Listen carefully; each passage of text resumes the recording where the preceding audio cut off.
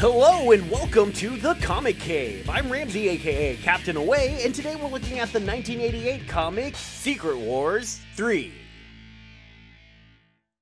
Okay, truth be told, there isn't really a Secret Wars 3. If you watched my Secret Wars 2 video, then you probably know why it wouldn't make sense. And you definitely should watch my Secret Wars 2 video first if you haven't. Like seriously, go watch that video. What is this? I know it's a terrible series, but come on. So what we're really looking at today is Fantastic Four number 319. Or perhaps to be more accurate, Fantastic Four 308 through 319. Though we'll be focusing much more on the end of that range. Since the first Secret Wars, there had been a lot of changes for Marvel's founding family. When everyone else returned from Battleworld, Ben Grimm had stayed behind to explore the planet. In his absence, his lady love Alicia Masters would instead cozy up to Johnny Storm, and eventually the two would get married. Because of all this, Ben wouldn't be on the team for a long time, his role instead filled by She-Hulk. Eventually, Ben would return to the FF, but She-Hulk, Reed Richards, and Sue Storm all left the team, with Reed and Sue leaving to spend some quality time together as a family for the first time since getting married. So Ben was left in charge of the team, and angry at Johnny for marrying Alicia, he picked Johnny's first love, Crystal, the Inhuman with control over the elements that had ended up marrying Quicksilver, to also join the team. Rounding out the fourth and final member of the team, so they wouldn't have to change the number on their costumes, was Sharon Ventura, the second person to go by Miss Marvel. During battle with an enemy named Facade, Ben and Sharon were exposed to cosmic radiation, a repeat of the experience that had given the original Fantastic Four their powers. This resulted in Ben being mutated even further, growing even rockier than before. But Sharon also mutated, becoming a she-thing.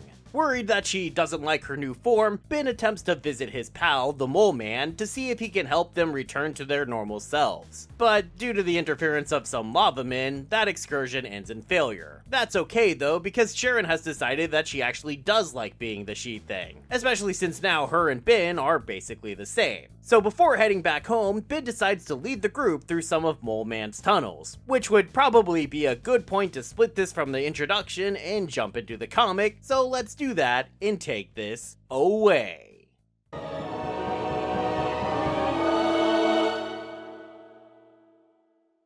The comic has kind of already opened, I guess. I kind of ruined that in the intro, so no need for my normal opening now, huh? Womp womp.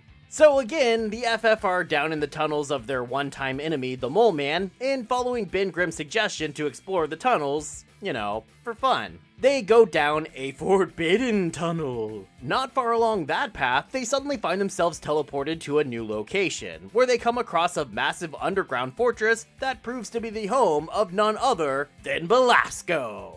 Belasco is a sorcerer from the Middle Ages and former enemy of Khazar and Sheena from the Savage Land, as well as, for you X-Men fans out there, the former ruler of Limbo who raised Illyana Rasputin in the Dark Arts while she was trapped there. Here, he's kidnapped Crystal and turns Johnny Storm into an absolutely adorable little pig. Who's a cute piggy? Yes, you are.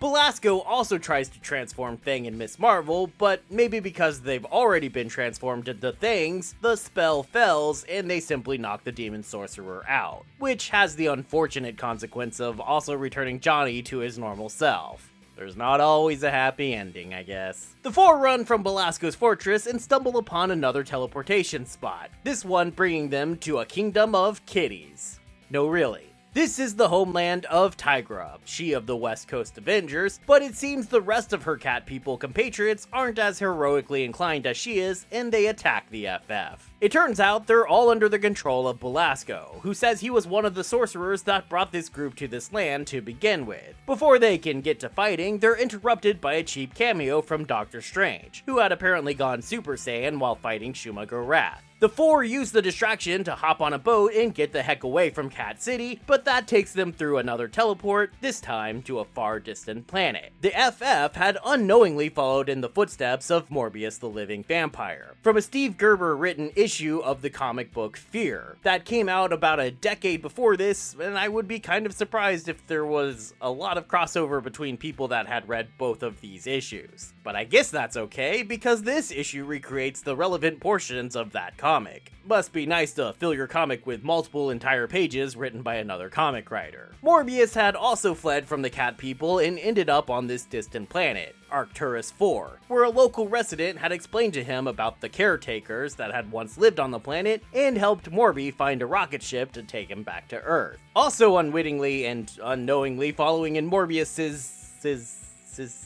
footsteps was the villain Pandemonium. And it's just as disappointing that this guy isn't an adorable panda as it is that Johnny is no longer a cute pig.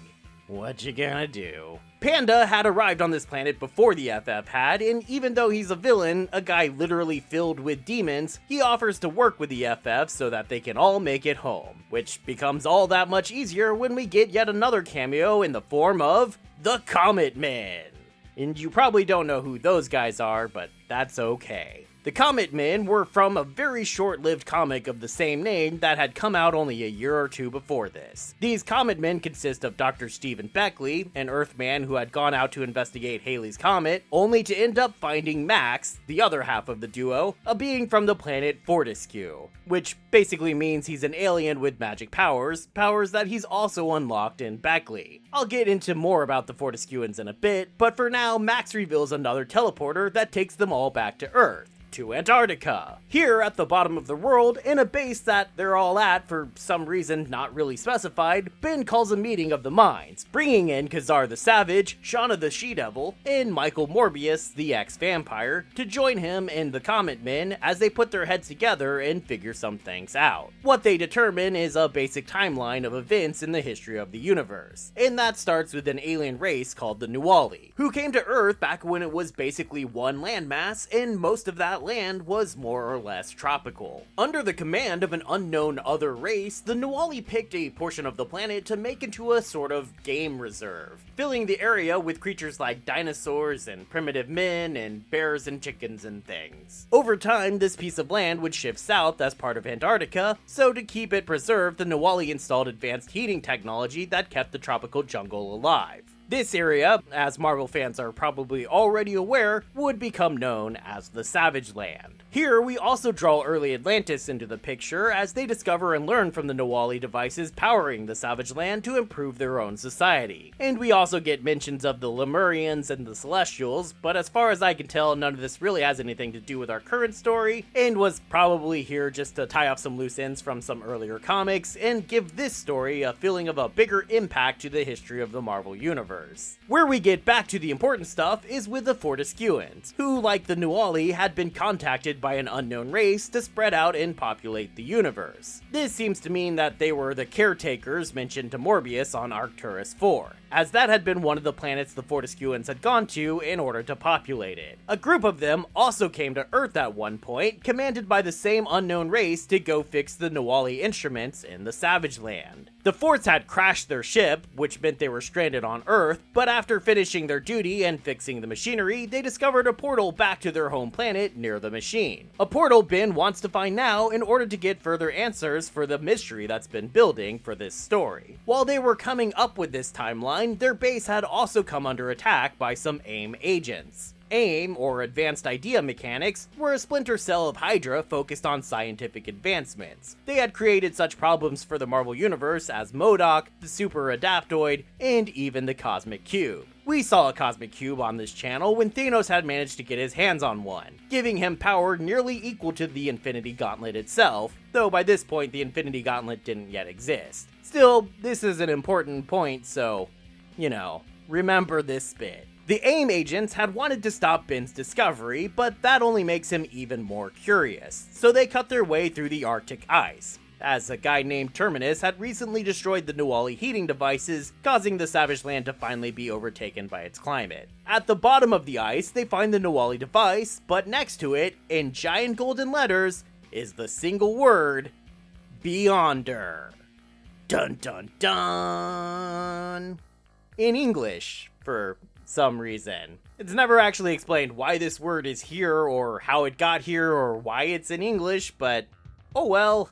Alicia reminds Ben that the mysterious being from the first two Secret Wars isn't the only time the word Beyonder has been used in the Marvel Universe. A group of beings called the Beyonders, plural, had ordered another alien race to tow away Counter-Earth, an artificial copy of Earth created by the High Evolutionary. Which is a significant mention because this whole story is probably happening specifically because we've started the Evolutionary War. One of Marvel's earliest big event stories focused around the High Evolutionary, and they need to collect it in a single volume so I can cover it on this channel, Marvel! Come on, Marvel! Anyway, the heroes use the portal near the Nuwali device so that they can travel to Fortescue, and from there take one of their comet ships to the Nuwali planet to get more answers about the race that hired the Nuwali in the first place. The Nuwali don't really know the answer, other than that the race was in fact called the Beyonders, and that when the Beyonders needed to speak to them, the Nuwali were contacted through a device that Ben recognizes from an earlier Fantastic Four comic, one called a Radical Cube that is really a gateway to the...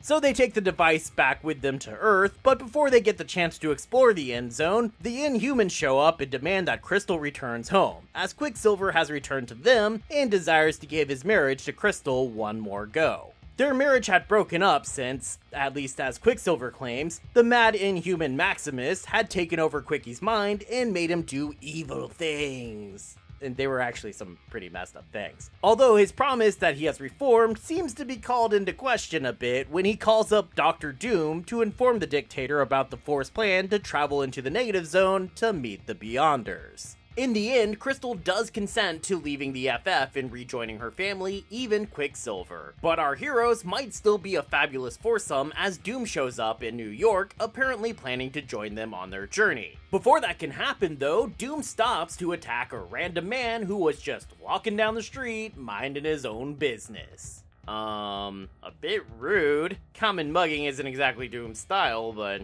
okay. Doom next goes to Alicia, and I love that Jim Shooter seems to have been living in the same building, but has apparently been evicted. Probably for writing Secret Wars 2. Somehow, Doom convinces Alicia that he's sincere about wanting to help the FF on their journey, and together they go to explain everything to the others. Alicia hoping that she can convince them that Doom is, for once, on the level. Instead, they immediately assume she's a hostage and just generally not trusting the guy, for obvious reasons. The remaining three members of the FF attack Doom, refusing to accept his help. Even once they stop to finally listen to Alicia, the FF aren't buying what the doc is selling. But Doom manages to get away from them and jumps into the Negative Zone on his own, leaving the FF no real choice but to follow after him. Inside the End Zone, the FF are attacked by Blastar, one of the two would-be conquerors of the Negative Zone, like Annihilus who we met during the Kree-Skrull War. The Fantastic Four, now down to a less Fantastic 3, are easily outgunned by Blastar and end up being saved by Dr. Doom. With Doom's help, they still blast our ship and continue on their journey, reaching a giant spinning portal they'll call the Crossroads of Infinity. You have to say it all epic like that. Doom then explains the end of Secret Wars 2 for those of you that didn't watch my video on it. About how the Beyonder's energy was sent through a pinhole into a different universe, creating a new Earth that looked remarkably like our own. As I suggested in my Secret Wars 2 video, it's possible that this was intended to be our universe, as in the one that we actually live in and not the Marvel universe itself. It's also possible that this was supposed to be the origins for the new universe, a short-lived imprint of comics taking place in its own continuity outside of the Marvel universe, which was itself supposed to be set in a world that more accurately represented our own than the Marvel universe did, so still kind of our universe? But I don't know if any connection between the Beyonder's death and the start of the new universe was ever actually drawn outside of Doom's bolded text here as he says, new universe, which happens in this Steve Englehart written story, and Englehart did not work on the new universe as far as I know. The four travel through the Crossroads of Infinity, moving through various other realities, including one without light, one filled with celestials, and one seemingly filled with cosmic cubes, before arriving at a planet Earth very similar to our own, except for one small detail. Here, the sun is the Beyonder! Yes, it seems the Beyonder apparently regained his sense of being in this universe, and was content to live out his days here, shaping all of reality to his whims and making himself the god of this universe. He's not happy with these intruders from the Marvel universe that he left behind showing up now, but Doom, for one, has good reason for being here? You see, in the first Secret Wars, Doom was supposed to be dead at the time, as Reed himself had pointed out during that story. Doom had been seen to die in battle against Terrax the Tamer, but instead he had hidden his mind inside a normal man named Norman MacArthur. This was all actually revealed earlier in a Fantastic Four tie-in to Secret Wars 2. There, Reed had realized that this version of Doom, the Norman MacArthur version, was the one that had been pulled into the first Secret Wars. So the Beyonder, realizing he had made himself part of a time loop, restored Doom's body and sent him back in time to participate in the first Secret Wars. When the Beyonder disappeared Doom at the end of that story, he had sent Doom back to where he had obtained him from, not realizing that this meant sending him back into the future to end the time loop. The only problem, at least for Doom, was that when his body was restored, his memory of his time as MacArthur was erased. And during that time, another copy of him had been created, Kristoff, who was ruling Latveria in Doom's place. Without his memories, Doom didn't know how to defeat Kristoff, and so he desires for the Beyonder to restore his memories now. Beyonder is intrigued by this idea and intends to fulfill Doom's wish. But before he can, we're interrupted by Kubrick and the Shaper of Worlds, who are more people you might not know who they are, so let me explain. Kubrick is, believe it or not, Marvel's original cosmic cube, the one created by AIM. As they will point out in this story, cosmic cubes are created when a rift to another realm opens, spilling out the power from that realm into a container that the power then shapes into a perfect cube, ready to fulfill the desires of anyone who holds it. All one needs to do is be aware of the rift opening and be prepared with some container to keep the power inside in order to get your own cosmic cube. But over time, the power inside the cube gains sentience and evolves into a new being, and the AIM cosmic cube evolved into Kubrick. The Shaper of Worlds is also an evolved cosmic cube, having evolved from a cube created by the Skrulls. They also explain that this otherworldly power comes from a group of beings called the Beyonders, who were the ones behind the creation of much of the multiverse, including the Nawali, the Fortescuans, and the Savage Land. Primarily using the Savage Land as an experiment to monitor Earthian evolution to understand why so much potential for extraordinary beings could be found there. And they also tie all of this back into the Beyonder's own need to understand desire in Secret Wars 2. And those of you that have been paying attention for my last two videos can probably already see where this is going. As we saw in Secret Wars 2, the Molecule Man's experiment that gave him his powers opened just such a rift to a realm of unimaginable power. Except, as no one was expecting the rift to open, no one was there to contain it. Thus, the Beyonder gained sentience without first being trapped in a cosmic cube. So instead of existing to fulfill others' desires as other cubes would, he gained a limitless desire of his own. To truly become what he was meant to be, the Beyonder must now rejoin his power with the bit of it that Owen Reese received in becoming Molecule Man, in order that they together become a new cosmic cube. Doom, it seems, had realized this, and that random mugging victim of his in New York was actually Owen Reese. Doom had intended to kill Owen, preventing him from being able to rejoin his power with the Beyonder, but Owen had survived the attack and shows up now after all, in order to convince the Beyonder that it's time for them both to join and become that cosmic cube that they were meant to be. Beyonder doesn't want to change, but Ben plays him the world's smallest violin, explaining how he himself had hated changing into the Thing, but it's now brought him something great in an equal in Sharon the She-Thing, and the two had even started a romance on this crazy journey. So Beyonder decides to accept his fate, and together he and Molecule Man place all of themselves and their powers together into a single container that, of course, then becomes a new cosmic cube. While everyone watches on in awe, Doom takes his chance and touches the cube, fulfilling his desire to regain his memories. But that was only Doom's first real desire. Doom believes that the reason he wasn't able to contain the Beyonder's power in the first Secret Wars is due to the fact that he was incomplete, not having all of his memories. So while his desire to regain his memories were legitimate, he was doing that only so he could take the Beyonder's power as his own once again. But Cubic and Sharon stop him before he can fulfill his second wish, and they're suddenly all sent back to Four Freedoms Plaza, current home of the Fantastic Four. Doom, who had promised to keep them safe on their journey into the negative zone, says that he has fulfilled his promise and will be on his way without further fighting.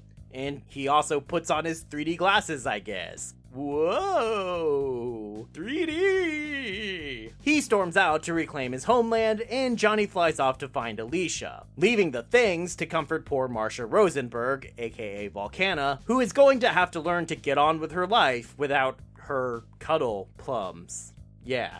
Anyway, that more or less brings this story to its end, so we'll more or less get to the breakdown.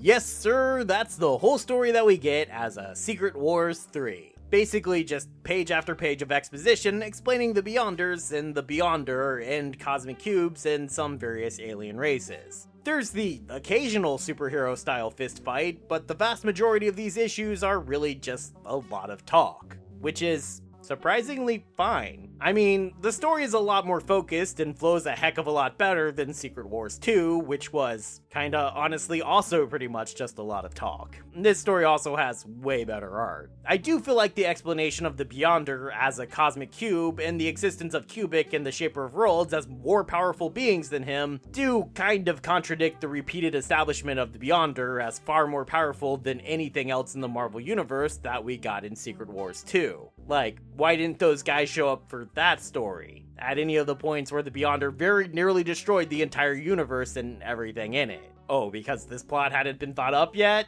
Yeah. But, you know, retcons aren't bad in and of themselves, and really I think in the end, Englehart's story here actually makes notable improvements on several of those past stories that it references and ties together into this epic cosmic mess.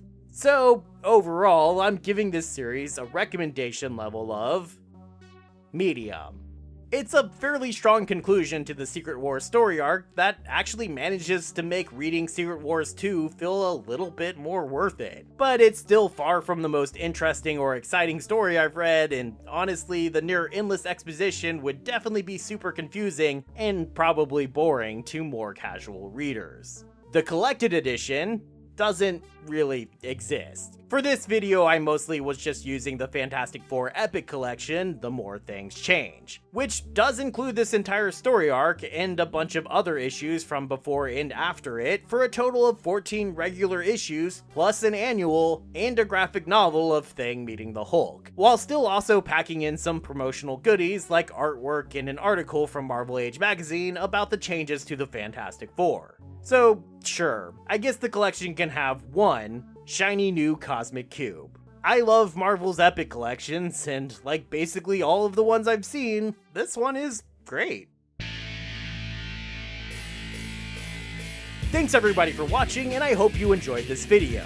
With that, we're done with Secret Wars. At least, you know, for now. There's other references and series that we can talk about, but that will come in time, I'm sure. For now, I'm hoping to move on to some other things finally, including some Spider-Man for my yearly Spider-Man month of September, and then some spooky stuff for October. So if you enjoyed this video, or you're excited about that, or you're just a sentient cosmic cube in the making, then be sure to click the like and subscribe and all that so you can help the channel out. And so you can help yourself to be sure to be here next time, and I hope to see you then, right here in the Comic Cave.